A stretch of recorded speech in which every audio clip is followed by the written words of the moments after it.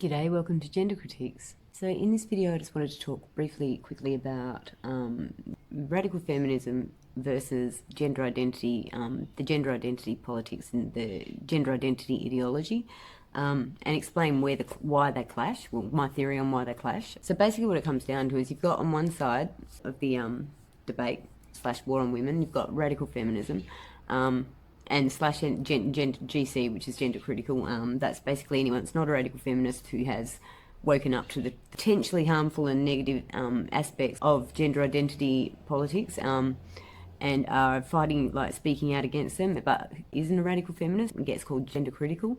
But the whole movement, the whole resistance essentially started, I would argue, from radical feminists. Like there are women that I sort of know on Twitter, or I follow on Twitter, etc., who have been fighting against this for over 20 years. They saw it coming 20 years ago and have been speaking out for that long, you know. And it's only been in the last, say, 5 years, I'd say more and more people have woken up. I only found out about it 3 years ago and started speaking out. And every week you notice that more and more people are waking up.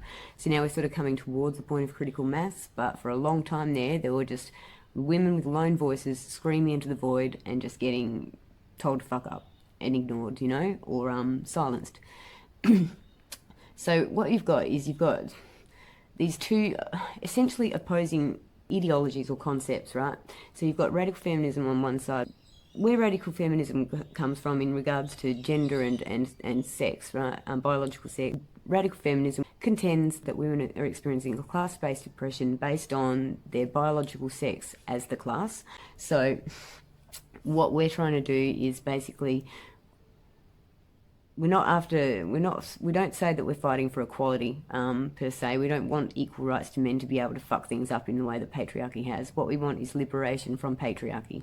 Now patriarchy is basically, like Magdalene Burns in one of her videos said, men rule the world, you know, and women are oppressed as a result of that. As long as we're sort of under the thumb and kept where they want us, which is, you know, looking after the home, like housemaids, fucking childminders, etc., like as long as we're under their thumb, patriarchy is happy, you know, because it benefits from women being oppressed. We maintain that women are oppressed because of their biological sex. It's got biological or reproductive sex, right, which is the difference between male and female, and it's all about how we reproduce, you know. That's why there's the distinctions, you know, male and female. So there's the sperm producer, the egg producer, yada yada yada. Okay, so we've got male and female biological sex, and then what gender is the expression of the masculine or feminine stereotypes that are associated with biological sex. Now, as far as radical feminism is concerned, that's actually a tool of the patriarchy to control us and to keep us under the thumb. So masculine, males are expected to be masculine, so they've got to be, you know, which is aggressive and assertive and, you know, protective and fucking problem solvers and, you know, blah-de-blah-de-blah. Whereas women are expected to supposedly, it's all about, you know, the feelings and submissiveness and, you know, like people-pleasing, caring, nurturing, yada, yada, yada, be kind, all that sort of shit, right? You know, like more emotional, more creative as opposed to analytical, you know, all that sort of shit. So those are all the gender stereotypes. Gender roles are, you know, generally like where women's, you say in the 50s, women were expected to be in the kitchen as housewives, little Stepford wives, you know, serving the men, preparing dinner, looking after the house, whereas men put food on the table, you know, that's where the gender role stereotypes come into it. Now what radical feminism wants to do is abolish gender. Now when we say abolish gender, by abolish gender, what we mean is we want to get rid of those fucking stereotypes that are associated with male and female, so that man's no longer looked down upon for, you know, expressing or, you know, displaying emotions, for crying or whatever, you know, like these boys don't cry. Like why the fuck shouldn't they cry? Not allowed to this. They've got to fucking stamp it all down and fucking, you know, be tough and fucking, you know, stiff upper lip and shit. It's fucked, you know. That's bullshit, man. It doesn't make anyone less of, you know, you shouldn't make society shouldn't look at you as less of a man for fucking being out, for expressing emotions. We're all human. Humans have emotions. There's nothing shameful about that, you know. So what radical feminism wants to do is get rid of this social stereotypes and expectations and shit, and just say, you know what, be whatever you want to be. Express yourself however you want to express yourself. It doesn't make you more or less of anything. And with women, you know, like fuck this submissive shit. Like, you know, fuck, if women want to be like, you know, soft and long hair and rah, you know, then go have at it. But if women want to have fucking shave their hair, short hair, whatever, like, it shouldn't fucking let them be. Let them have at it. If boys want to wear dresses and be feminine presenting boys, have at it, man. But what we want to get rid of is the judgment and the gender roles.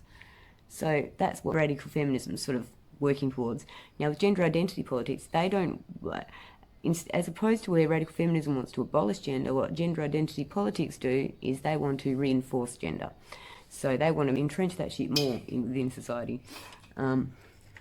Instead of getting rid of gender, whereas, you know, you're male or female and it doesn't matter how you express yourself, you know, there's no judgment, no gender roles, etc. anymore. It's just, you know, based going on an individual basis. What they want to do is go, oh, well, this person's submissive and this little boy likes makeup and rah, and this little girl likes, you know, like playing sports and maths and shit. She doesn't want long hair. So this little girl must be a boy in a girl's body and that little boy must be a girl in a boy's body. And so let's put them on like hormones, puberty blockers and shit, you know, and start them on the path to having major fucking surgery, like double mastectomies, fucking, etc., right? That's what gender identity politics wants to do. It wants to reinforce gender. So instead of where radical feminists would say, hey, the little boy that wants to express himself and likes makeup, fucking have at it. Encourage him, let him do it. It doesn't make him less of a boy, but it doesn't make him less of a person either. You know, go with love. What gender identity politics wants to do is go, hey, there's a little boy that likes makeup, let's get him on the puberty blockers because he must be a girl in a boy's body, and then let's fucking, you know what I mean? It's just fucking, so that there is the bone of contention between radical feminism and the gender critical side of the gender identity wars, and that's the gender identity TRA side.